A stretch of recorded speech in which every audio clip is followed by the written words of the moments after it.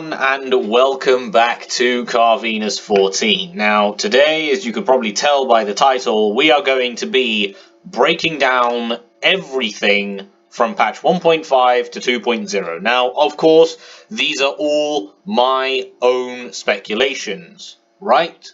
So, no leaks, nothing. Just my own speculations, if you catch my drift. And I know you do. Right, so we're going to start off with patch 1.5 to 2.0. Now, obviously, this roadmap speculation is coming from hints that we've actually been getting in-game and my own speculations and stuff that may happen, basically. So, yeah, basically what the future has in store for us and what Mihoyo has planned for us. Yeah, I really had to think hard what I wanted to explain and what I didn't want to explain in this video. But then again, you could probably tell I kind of just, all of that went out the window, and yeah, I just started saying pretty much everything that I wanted and to see, and yeah, you'll find out basically later today. So, yeah. Anyway, starting off with patch 1.5. Now, patch 1.5 is due to come out on April the 28th. Now, that is exactly, well, a month and 2 days away from now. So, yeah. What is going to happen in the update? Now, the update is most likely going to be the Chasm update everyone has awaited for.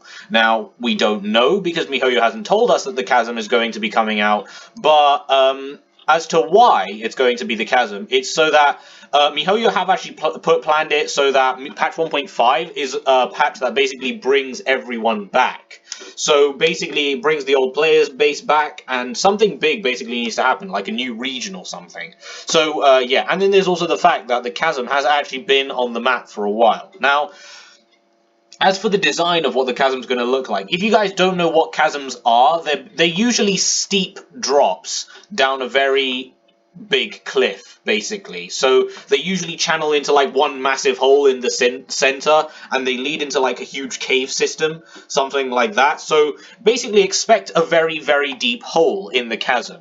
So, yeah, that's basically what I think it's going to look like. Yeah. Now, as for the story, as like what's going to happen there, if you didn't know, there is actually a seal that was placed in the chasm by Cloud Retainer after the Archon War, and the reason she did that was because it basically stopped creatures like the Geovishap, which actually resided in the chasm, from coming out. The problem is, though, that seal over time has actually been weakening, and yeah, it's not broken yet, but it may be breaking soon. So the seal's weakened, and that's actually why we in patch 1.3 we got that quest with Catherine. Where she told us to investigate the Primo Geovishaps. Yeah, the Primo Geovishaps and the other adult Vishaps actually came from, and the baby Vishaps as well, but they recently came from the chasm. So we're supposed to, apparently the story is, at least that's what I think the story is going to be, is that we are going to go to the chasm with Cloud Retainer, or maybe one of her disciples or something like that, to go and basically seal the chasm again. At least that's what I think will happen. In terms of mechanics, what will happen? Now, this is also the patch that the Dendro Element has been suspected to release. So, yeah, a lot of people, a lot of the community in the Genshin Impact community actually say that the Dendro Element is due to release in patch 1.5. Again, the reason for this is so that it brings older players back, because we're going to need more than just a new area and a new event. Something big, like something permanent, like a new element. So, obviously, new reactions, new playstyles and functions. So, if you guys wish to know more details on the Dendro Element, I do have a video on that, and I'll link it in the description below. In that video, I basically run through what the Dendro Element could be like, its reactions, its playstyles, characters, when it's going to be coming out, all that stuff. So definitely go down in the link description below to check that video out, and some more goodies I have left for you guys. So, yeah. Now, the in-game content, what I mean by in-game content is the actual gameplay stuff, like what we're going to be actually interacting in the game. So, weekly, like, you know, new bosses, new, new craftable items, new animals we can kill for meat, stuff like that, basically. So, yeah. Now, in terms of new systems coming into the game as well. So, new in-game content. Now, because the Dendro element is scheduled or supposed to release in patch 1.5, it would only make sense that there's a Dendro artifact domain in patch 1.5. Of course, all of this then goes out the window if my speculations are wrong and Dendro doesn't come out in patch 1.5, but yeah, that's why I think a new artifact domain is going to come out if Dendro comes out in 1.5. Now, again, this is another big if. In fact, this entire section here is just for Dendro, so I guess I'll just get that out of the way. So, if Dendro comes out in patch 1.5, we may see a new artifact dungeon for it, a new world boss for Dendro, obviously, because how are we going to ascend our Dendro characters if we don't have the Dendro gems and stuff like that, or the Dendro ascension materials? And obviously, if they were to make a new world boss for the Dendro element, it would obviously be the Regisvine, because Regisvines are plant-like creatures, and what better world boss to have for a plant-like element than a plant-like boss, obviously. It would make sense. So, yeah. Now, again, in the community, there are a lot of people speculating that a new weekly boss may make its way into patch 1.5. Again, this is one of the reasons to make it more interesting for, you know, the older player base. Like, they can come back, fight the new boss, and, you know, have more fun with them. Another reason they may be bringing a new boss is, well, two reasons, actually, is because, number one, there's a higher chance for us free-to-play players, like myself, to obtain prototypes in the game, because as you all know, there are only 3 weekly bosses that drop prototypes, and the RNG in this game is absolutely horrendous to the fact that I have now officially decreased my lifespan by 20 years. So, because of that, I wish to increase my lifespan. Hopefully Mihoyo can do us all a favour and make sure we all live longer by giving us much better rates in these, as well as giving us more chances to obtain them. Number 2. Our last weekly boss, which was Tartaglia, or Child, or Tortilla, or whatever you want to call him, our last weekly boss was in patch 1.1, which was on the 11th of November. Now, that was 5 months ago for everyone that is expecting an actual how long it was ago. So, yeah, that was 5 months ago. So I think it's well overdue time that we actually do get a weekly boss. Not only will it make our lifespans increase, but it will also make, you know, it will also bring a nice change of pace to the game. So I think it would be really, really good. Now, if you all didn't know, there was an interview by Mr. Darway. Now, if you guys don't know who Mr. Darway is, he is actually the CEO of Mihoyo. I don't actually know if that's right or not, but I believe he is the CEO of Mihoyo, the chief executive of the company. So, Chief Executive Officer, basically. I don't know what the CEO stands for. Who cares what CEO stands for? We're not going to become CEOs, are we? Apart from, you know, us becoming CEOs of our own channel. But we can always dream. We can always dream to push things forward. Like, we can dream the fact that these speculations all become right. But anyway, moving on with life. Yeah, Mr. Darway, the CEO of Mihoyo, did actually do an interview. I can't remember the channel, but it was a Chinese channel. Now, unfortunately, this interview was actually on YouTube, but for some reason, I can't actually find it anymore. I have no idea why it got taken down, but I'm pretty sure I do remember clearly seeing this interview on YouTube, but the problem is I can't actually find it on YouTube anymore. It had English subtitles, everything was there, but for some reason I just cannot find this interview anymore. So yeah, I won't be linking that down in the description, unfortunately, so you're just going to have to take my word for it. But there was an interview with Mr. Darway that said he is planning, Genshin Impact, Mihoyo company is planning on introducing a housing system into the game in the future. Now, he did say that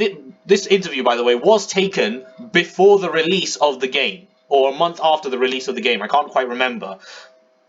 So it was in 2020, basically. Now, he said that he was actually, he said that we're planning on giving the housing, bringing in the housing system next year. Now, 2020, next year would be 2021, aka this year. So basically, it's going to be releasing this year. Well, you guys could say, well, that could be in August for all we know. That could be in December for all we know. That could be at 23:59 on December the 31st of 2021, the very, very end of 2021. But I have more proof.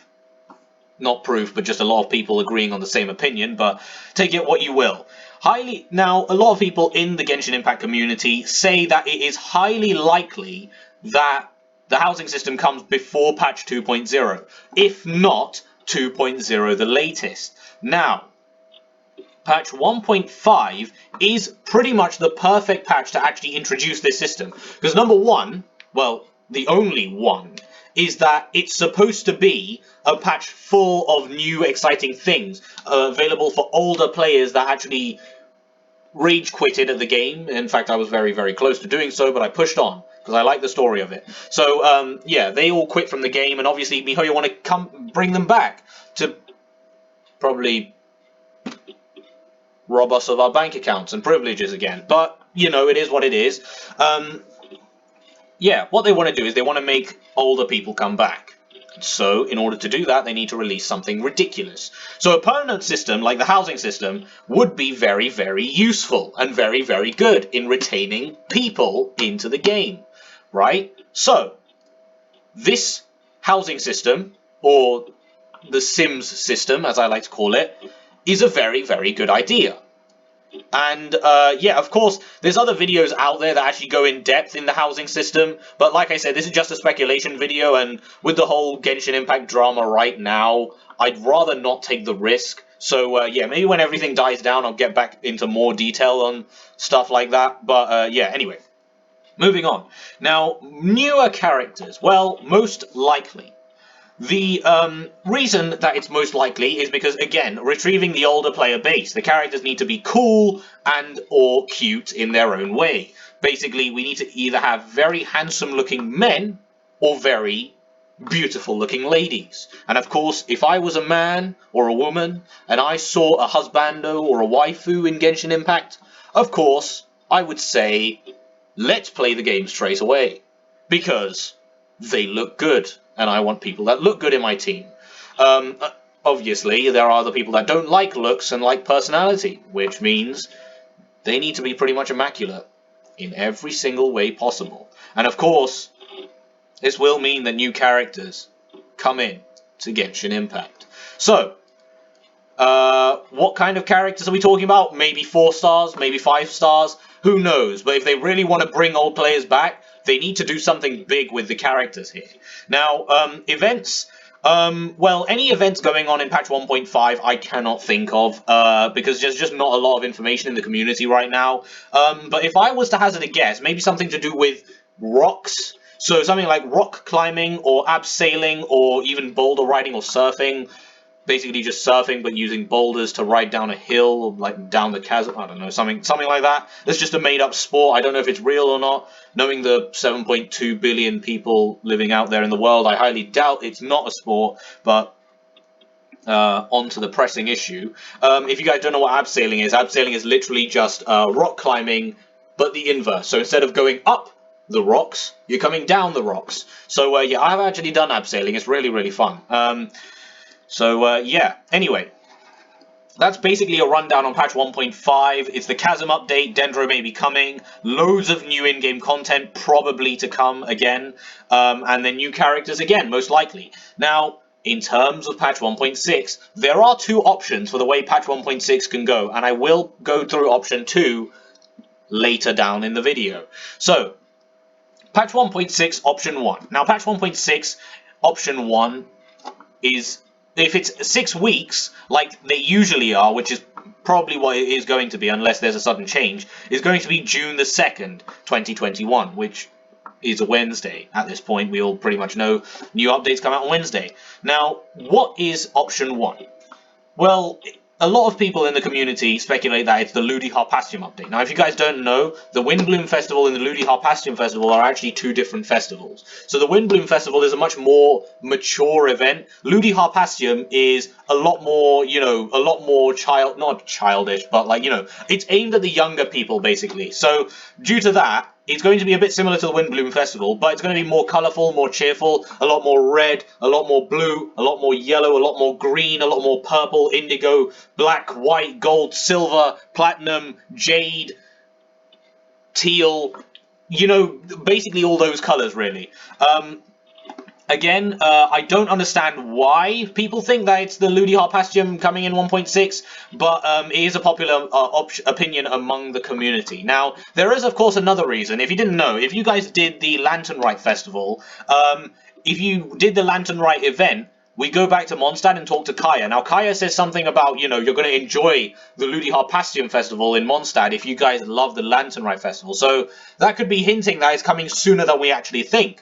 But, of course, we can't really say anything as of now. Now, in terms of the story, what will happen? Now, because it's a child, because it's something to do with children, I thought, you know what, it only makes sense if we speculate it around the only Mondstadtian kid, and that is everyone's favourite little angel sister, Klee. Now, Ludi Harpastium is a festival for children and young people, so maybe we go on a treasure hunt with Klee like she usually does, but an Abyss Mage follows us without noticing and finds out a secret about Klee. Now, if you didn't know, the Abyss Order do actually have quite, you know, they keep their tabs on Klee, and the reason being is because her mother, Alice, is very, very powerful, and the reason we know this is because Mona actually said in her story quest that, you know, Mona's teacher's friend is Alice, and Alice was pretty much superior than her teacher in pretty much every single way.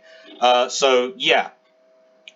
Clearly, Alice is a powerful woman, and Klee is a powerful child, because a lot of people in Mondstadt think that she's the strongest warrior in Mondstadt. So, yeah.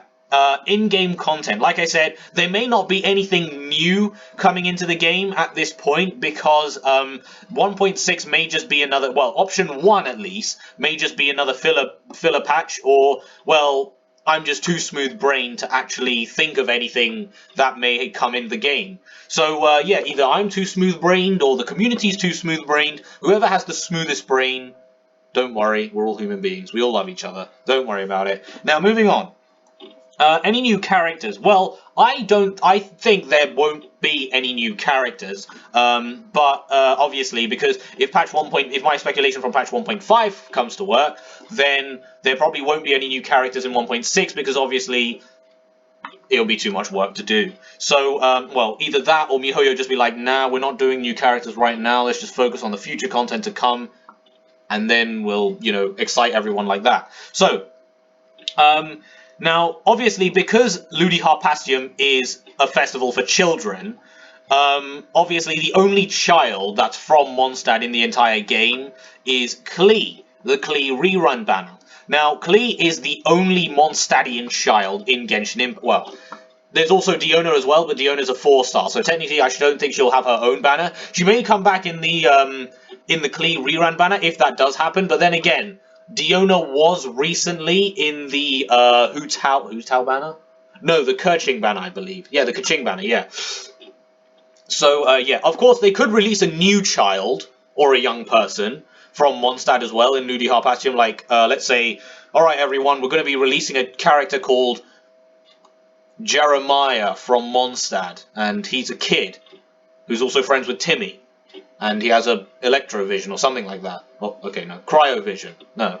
Hydro vision. Something like that. So, yeah. Of course, they could pull something like that. Like I said, Mihoyo's been very good at, very, very good at, you know, pulling things out of the bag last minute. So, yeah. Any events. Now, obviously, this being probably another filler patch, there's going to be loads of events. But I'm thinking there's going to be, like, games that we used to play as children. So, everyone, take yourself back to the days you were under the age of 10 or under the age of 12. And remember those times when you would just go to the park with your parents, with your mum, with your dad, with your brother or sister, and you just went straight to the playground and played on the monkey bars. Let's all just feel that nostalgia and cry as we realize that this planet will never revert back to the same it ever was. Now that we've all done that, remember the games that we used to play as a kid, like hopscotch, hide and seek, musical chairs, monkey bars, going on the slides, seesaw, stuff like that. Basically, throwing things as far as we could and trying not to get in trouble for them. Yeah, so we could definitely see games like that in Ludi Harpastium, and I honestly think that it probably will be. But I really do want to revisit my childhood, hence why I'm really hoping this is such a thing. God, I miss those days. Anyway, patch 1.6, option 2, and patch 1.7. Now, like I said, there's 2 options that Mihoyo could actually do for patch 1.6. Number 1 is option 1, the Ludi Harpastium event. Number 2 is option 2. Now, option 2 is the Inazuma preview update, right? Now, if option 1 does happen, then obviously it will be called patch 1.7 in the next update. So patch 1.6, Ludi Harpastium, patch 1.7, Inazuma preview. Or if this doesn't happen at all, if this entire thing doesn't happen, then it may just be 1.6, this Inazuma preview of patch 1.6, that's what I meant. So, if patch 1.6 is the Inazuma preview update, then it's probably going to be the same date as I discussed here. June the 2nd. But, if option 1 comes to take place, then patch 1.7 is going to be on July the 7th of 2021. Okay? Excuse us. I assure you I don't have coronavirus. But, yeah.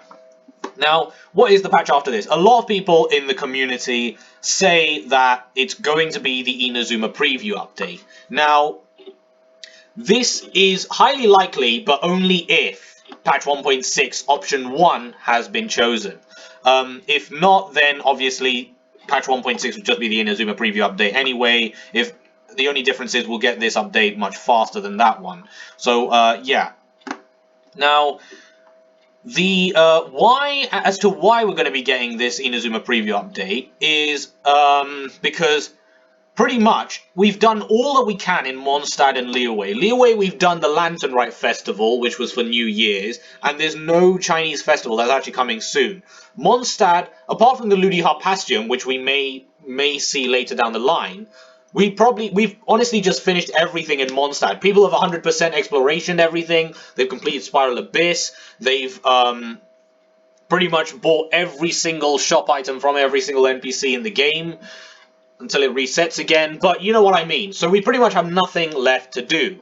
So in order for Mihoyo to actually retain our attention, they're going to need something big. They're going to need to create hype for something that's going to come in the game, like a new region, new story, new characters, new weapons, new mechanics, new systems, everything new. They're going to have to hype us up for, because if not, everyone's already on the edge about the state of Genshin Impact right now. But I will stay true to the end, my friends. Don't you worry. Now, like I said, there's nothing else major to do in the game. We've done everything pretty much related to the lore / any hints in the game. So what I mean lore is just, basically like, festivals and stuff like that. So if they want, for the Inazuma preview update, they should, obviously, being a preview update, it's going to get us prepared for the next patch. Now, another reason for this is it's a lot of players getting bored, obviously, so a mega huge patch needed soon. And this will hype us up for that mega huge patch. Now, as for the story, it's definitely doable. It's definitely doable, because if you didn't know, there is an NPC called Atsuko hanging around the Liyue Harbor. If you guys don't, you guys know where the fishmongers are in in Liyue Harbor, like literally, like Uncle's son and the other uncle, I forgot his name because I don't like him. Yeah, the basically where the fishmongers are, there's a character called Atsuko. Now, she, as you can probably tell by her name, is actually an Inazuman character. Now, she's actually an escapee from Inazuma. So yeah, the reason she escaped was because things were just getting way too much there for her. So she just decided, you know what, let me just grab a boat and get out of here because I can't take this anymore. And so she came to the closest region, which was obviously Liyue. Now, she's an escapee from Inazuma. She could definitely tell us about the situation there and how she got out.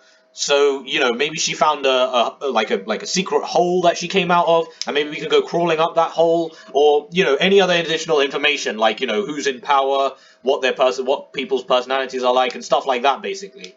Yeah. So another way the story could go down is that Jin Chui could definitely get involved in this. The reason I'm saying Jin Chui could get involved is because Jin Chui actually has a residence in Inazuma. What I mean is that he actually has a legal documentation to actually stay there. So he actually has a permanent residence in Inazuma. He can actually legally stay in Inazuma, and he's also got his own mansion there as well. I believe, I'm pretty sure this is like a family mansion, but nonetheless, he still has a family home there, right? So clearly, if he has legal documentation to stay there, and he has a mansion there, that probably tells us that he knows some people there. He has some connections there, and obviously, with him being the son to a massive, the Guhua clan leader, he obviously does have a pretty big influence on people. Well, obviously the Guhua clan is a dead clan now, but he still has enough power left in him, quite literally and figuratively. So yeah, another reason. Beidou can be our way in. Now, if you guys didn't know, I didn't write it down here because I literally just thought of it right now, like 5 seconds ago. But Beidou does actually have connections in Inazuma. She does. I mean, obviously, being a pirate, she's actually been to Inazuma before, countless of times. So, yeah, and you'd think that because she has an Electro vision, she's clearly gone to pay respects to the Electro Archon, maybe in Inazuma, or maybe all those years ago, when she got her vision. So obviously, she's been to Inazuma, and she does know some people there, right? So, clearly she does have some connections there. Number 2, if you didn't know, her ship, which is literally called the Crux, and it's just east of Guyan Stone Forest, so pretty much at the very most southeastern point in the map right now, where the Peninsula is, Peninsula, sorry, I mixed Pennsylvania and Venezuela, Peninsula. All right, moving on. So there's a peninsula there, right? Guyan Stone Forest. Now, literally directly east of Guyan Stone Forest, you can see a huge ship. Now that ship is actually where that's actually Beidou's ship. Now, everyone is going to have to go to that ship at some point because, there is an Animoculus up there, and there's also a world quest that you need to do there as well if you want to get maximum completion.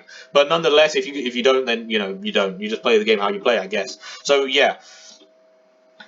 She could, and her ship, basically, if you didn't know, is actually pointing directly in the direction of Inazuma. Her ship is literally pointed, like, if you drew a line from Beidou's ship's, what is it? The stern to the front of the ship, right? Well, the front of the ship, and you drew a straight line, you would actually hit Inazuma. Honestly, her ship is pretty much in line with Inazuma right now. So, definitely, it's as though Mihoyo put her ship there on purpose for us to find. And, in that direction as well. They could have made it so that she was pointing the other way. They could have made it so that she was pointing to the harbor. They could have made it so she was pointing to, I don't know, the other side of the world. But they decided to point it down. What does that mean? It means there's a high chance that she could be taking us there. Now, moving on. Like I said, So Inazuma, if you guys didn't know, is actually southeast of Liyue, and directly south of Guyanstone Forest. Some people argue it's slightly a bit more east, so it's like southeast of Guyanstone Forest, but I feel as though it may be a tad bit southeast to Guyanstone Forest. Not by that much though, like maybe 20, 30 degrees, 20, 15, 20 degrees, something like that, which over a huge distance is actually quite big if you guys didn't know.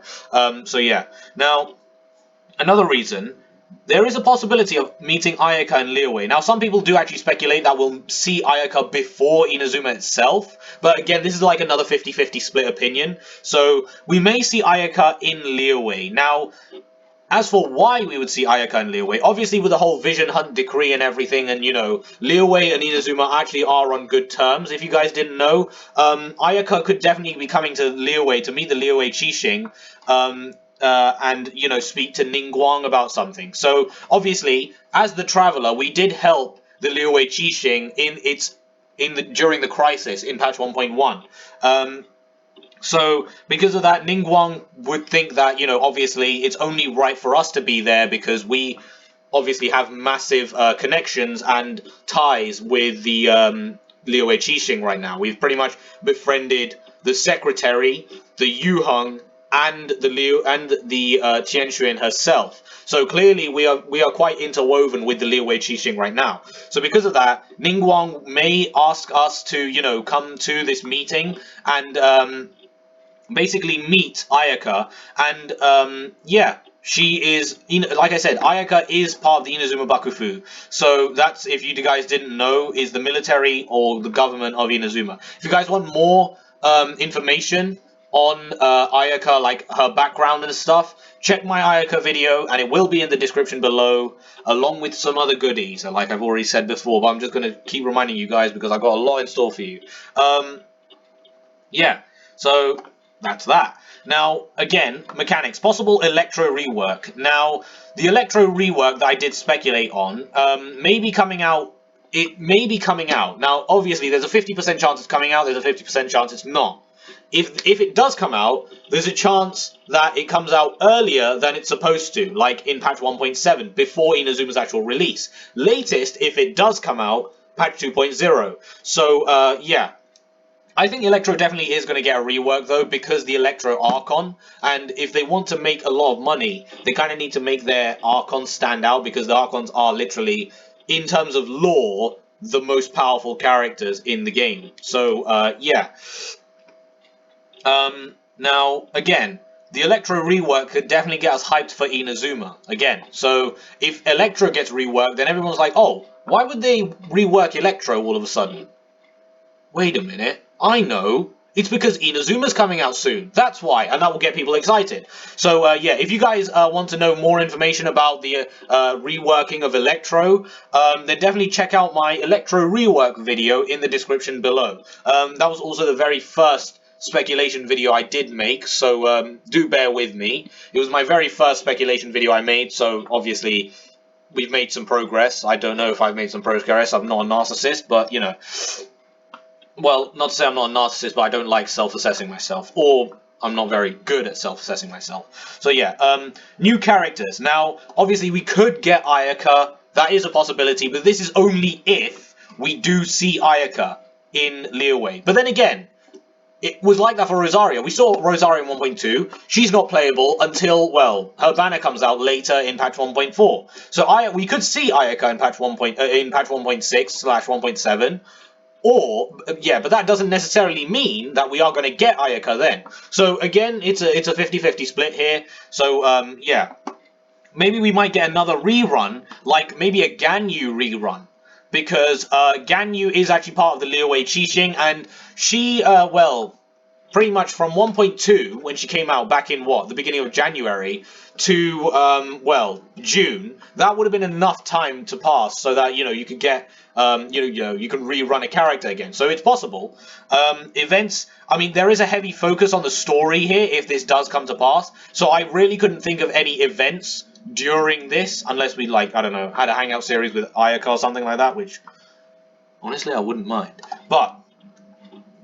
yeah, I digress. Let's move on. That's patch 1.6 option 2 / patch 1.7. Now, Patch 2.0, this is a pretty big one. So patch 2.0, Inazuma's now finally live. We can start speculating about Sumeru now. Obviously, probably not with just that early. I mean, let's face it. As soon as a patch is going to come out, we're already speculating on the patch after that one. So pretty much the player base for Genshin Impact is just so impatient with the amount of content, and I like it. I really do. So, when is patch 2.0 coming out? Now, I chose two dates here, July the 7th of 2021 or August the 11th of 2021. Now, July the 7th, you guys will remember, is actually the same date as patch 1.7. Of course, if patch 1.7 does exist, then the date for patch 2.0 will be August the 11th. But if it's only patch 1.6, which is the Inazuma preview, then instead of patch 1.7, we'll probably just jump straight to patch 2.0 on July the 7th, which is what I'm hoping for. I'm honestly hoping that we get the Inazuma preview in patch 1.6 and not the Ludi Harpastium one, fingers crossed. Yeah, anyway, what is it? Now, it's basically the time that Inazuma comes out. Everything that we speculated finally comes to us, and we can now start the story, go and do Inazuma, and basically just find some nice people to talk to there, really, and, you know, interact with things, I don't know, kill things, do that kind of stuff, basically, like we always do. Now, how is Inazuma going to look like? Now, the size of Inazuma is a very, very arguable thing in the community. Some people think that it's going to be bigger than Mondstadt and Liyue combined, which is going to be huge. But I'm not just talking about the city, by the way. I'm talking about the entire region. So, Mondstadt is the entire region is what? Dragon Spine, Storm Terror's Lair, the actual town, Star Snatch Cliffs area, all of that. And then Liyue will be Julian Cast, Mount Hulao. What else would be there? The Liyue Harbor itself, the chasm, basically Guyanstone Forest, everything I'm talking about, right? Now, that is ridiculous. Others say it's going to be in between the size of Liyue and Mondstadt. So, bigger than Mondstadt, but not as big as Liyue, which in all honesty isn't that bad of a size. Some say that the size is going to be the same as Mondstadt, or even smaller than Mondstadt. Now, as for my personal opinion on it, I think it's going to be probably the same size as Mondstadt, right? Or maybe even a tad bit smaller. And the reason I say that, I know it sucks, but the reason I say that is because there are size constraints for mobile players. Now, obviously, phones don't have 50 million terabytes of storage like your PCs do. So, Mihoyo needs to take into account, if we make it too big, mobile players aren't going to have enough space for our future content, meaning they won't be able to play, meaning we, lose more customers and ultimately more players, and eventually more money. So, obviously, they're going to have to try and make the size smaller in order for it to actually fit onto mobile devices. Like, what, 5-10 gigabytes on mobile maximum? And 10 gigabytes is a lot. Like, pushing it. I'm honestly thinking, if Inazuma was just to have a map size, I honestly think it would be like, what, 4-5 gigabytes big?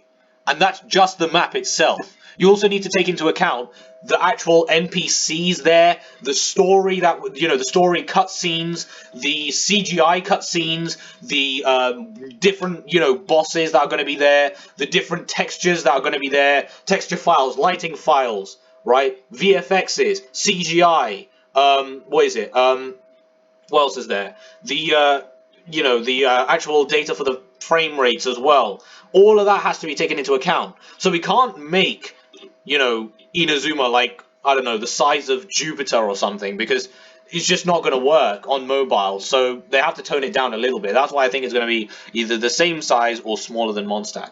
Now, there's also the fact that it may be smaller because Inazuma, obviously, taking the time to develop these sort of things obviously takes a lot of time and a lot of energy.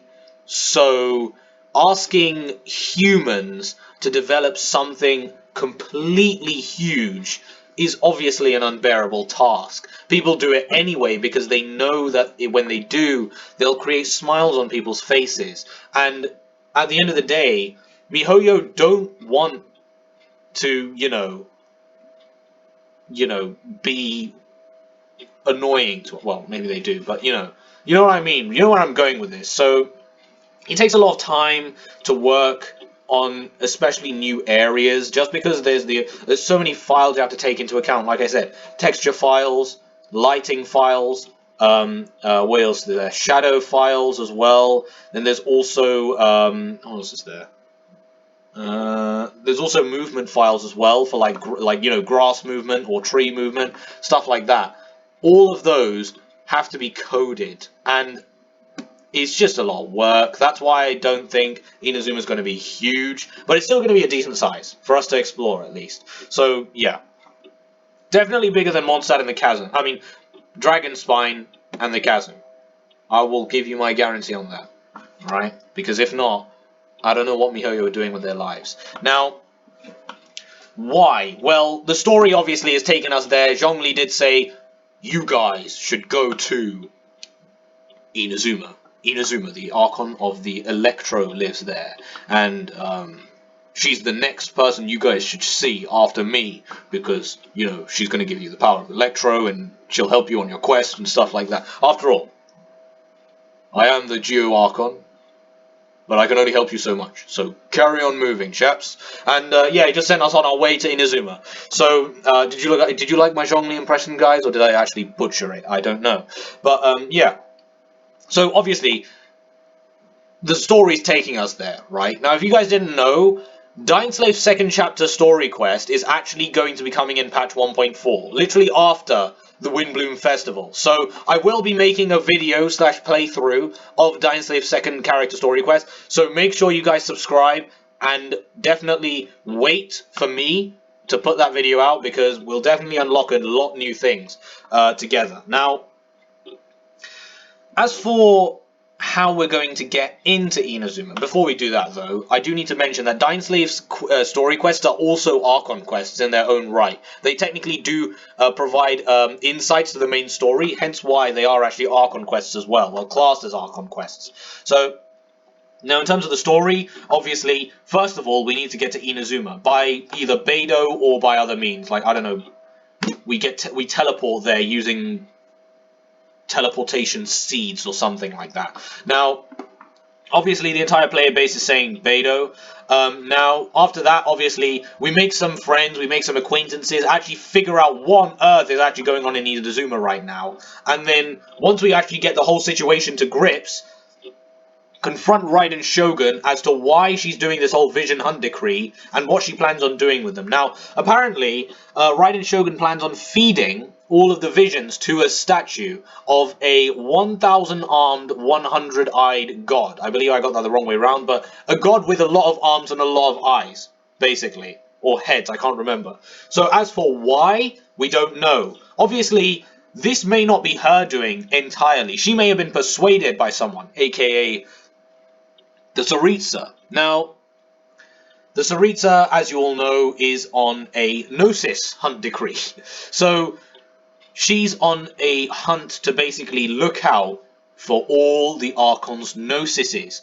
As for what she wants to do with them, I've got no idea. I'm not the Tsaritsa, so I couldn't tell you. But we'll definitely find out. Now, the Tsaritsa may be pressurizing Raiden Shogun to do something.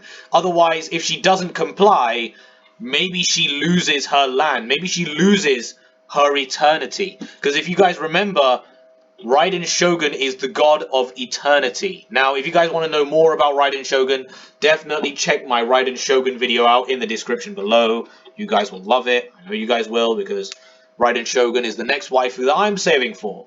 So, and like I said, there's just not enough information here. We don't know what's going on. For all we know, Raiden Shogun could be doing this on her own motive. She may be wanting to take over the entire planet. But God knows what's God gonna do. God knows what God is gonna do, basically. If you kind of understand my drift there. So, yeah. Excuse us. This has been a, 45-minute video. But, yeah, like I said, this is just going to be a really long video. So, obviously, if the rework does come, it's going to come latest in this patch obviously because of the Electro, because the Traveler's also going to gain the Electro Element, if you guys didn't know. So because of that, obviously they need to make the Traveler a bit more relevant, because he really isn't relevant right now. New reactions and new effects with the Electro rework. Again, check out my Electro rework video. Then the adventure rank cap at rank 55 is lifted. Now, if you guys didn't know, once you hit adventure rank 55, it's near impossible to get to adventure rank 56. I mean, I have seen some people get to adventure rank 56, but no one's gotten above adventure rank 56, because, you know, Mihoyo is actually capping us, like limiting us from getting adventure rank 60, because there's just, you know, they want to basically want us to not hit the cap, otherwise, you know, that's not good. So that's not good. I mean, you don't get any rewards, you get annoyed and stuff like that happens. So they're just trying to elongate the time of us getting to adventure rank 60. So yeah, so higher achievable adventure ranks, like maybe rank 70 plus, rank 80, 90. Highly doubt it goes that high, but maybe rank 70 might be the maximum.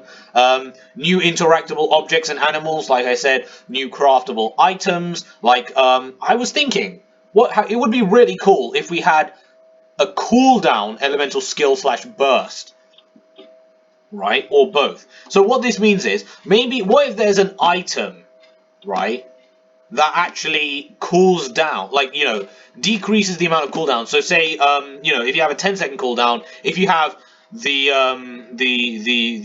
orb of cooldown and you consume it, your cooldown is decreased by 50%. So it goes from 10 seconds to 5 seconds for a certain amount of time, like 15 minutes or something, or 10 minutes, or 5 minutes. So yeah, something like that would be really, really cool. Like, skill cooldown and elemental burst cooldown reduction would be really, really good, especially because there's a lot of characters in the game that that have a long cooldown, like Xinyan's shield. Who else? You know, basically characters like that. Who else? I can't actually think of any. Child's E, after he gets out of melee stance. So yeah, stuff like that would be really, really nice. Now, of course, it doesn't just have to be craftable items that do this. There could be character passive that do this as well, or maybe even dishes that do that. So not just craftable items, but maybe character passives, or you know, dishes. So yeah. Now, with Inazuma coming out, there's a high chance that, you know, character levels go from level 90, which is the current one, to maybe level 110, because obviously the content's going to get harder. So we need to make sure our characters are actually more powerful to take it on. So yeah, and for that, you know, the new Inazuman characters, at least, they're going to be able to collect new herbs, new plants, new ores, and stuff like that. So obviously, Inazuma being the nation of Japan, you maybe will be able to collect cherry blossom leaves or something like that to ascend our Inazuman characters, something like that, basically. Yeah, any new in-game content. Now, this one is kind of big, as you guys can tell. So, obviously, there's probably going to be a new artifact domain for Electro and Cryo, like Raiden, Shogun, and Ayaka. Now, if you guys have seen the beta footage of Ayaka gameplay, obviously, Ayaka's playstyle is very, very DPS. So a new artifact domain obviously would be best suited. Now, obviously, Raiden Shogun going to be coming out as well. Maybe another Electro artifact set, because Thunder and Fury will work. But what if Raiden Shogun has a different playstyle? And, you know, it would make things interesting. So artifact domains, probably, definitely, most likely going to happen. Now, a new weekly boss, obviously, from the main story, because each region is going to have a weekly boss. It's pretty much confirmed. That they may have 2 weekly bosses, they may have 1. They're just going to get 1. So a new weekly boss, meaning, because obviously Inazuman characters will have, you know, different ascension materials, like ascension materials dedicated for their homeland. So obviously it's going to be different to everyone else. So obviously different ascension materials like that. New mobs, maybe, maybe not, I don't know, but it would be nice. It's highly unlikely, but, you know, we may get the Oni, which, if you guys don't know, Oni literally translates to demon in Japanese, so they're literally just called Japanese demons. It's highly unlikely, but it would be really, really cool if you just saw the Traveler slaying some demons. Zhao. Now, of course, new artifact domains aren't going to be the only thing. There's also going to be talent books and weapons that are also going to be coming out for the Inazuman characters to actually get their talents up and get their weapons up respectively. So obviously, new domains for these guys would be really, really good. Now, maybe there might be new world bosses or world boss materials, so instead of maybe getting the Ever-Flaming Seed from the Pyro Regis Vine, we may be getting what is it? The Flaming Hairpiece from a Pyro zombie. I don't know. You guys tell me. I can't think of anything. So yeah, something like that. New boss materials as well would be really, really cool. So again, with the diversity, it really, really, like, you know, makes building these characters so much more interesting, more fun, basically.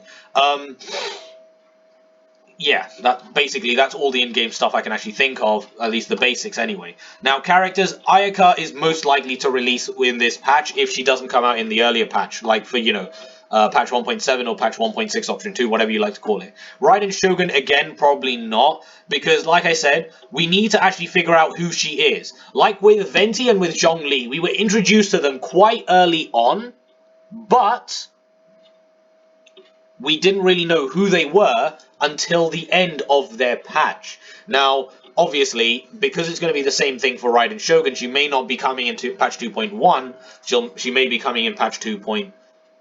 No, she may not be coming in patch 2.0, but maybe 2.1, right?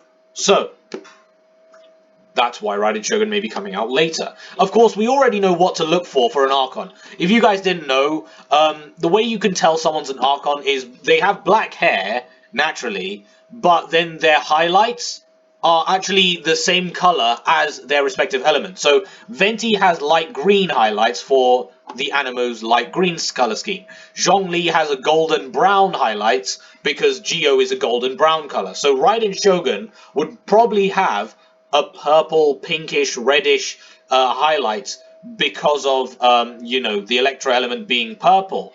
So, yeah. We're obviously going to be getting Inazuman 4 stars and 5 stars during this patch. Like I said, older characters at this point, like Mondstadians and Liuweians, are probably not going to be showing up as often. So if you guys do want to try and grab your favorite Mondstadian or Liuweian character, make sure you do it now because you're not going to be seeing them for much longer. So yeah, any events, again, I am too smooth-brained to think of any. So yeah, basically tell me your ideas in the comment section below. Now, that's basically it for the video, guys. That's basically my personal roadmap of patch 2. Patch 1.5 to 2.0. Now, of course, this was a very, very long video, so if you guys really did find this boring, I apologize. Of course, half of it was just me wasting your time. So, yeah.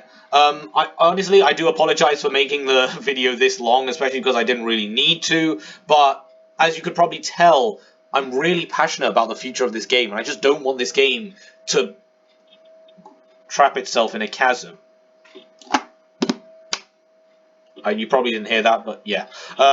No, so basically, I'm really passionate for this game and where this game actually takes me. You can probably tell from my speculation videos that I really do love this game, and I want to keep doing videos like these. So I definitely put a lot of time and dedication into these videos. In fact, it took me all morning just to come up with ideas pretty much about everything you see here, all morning.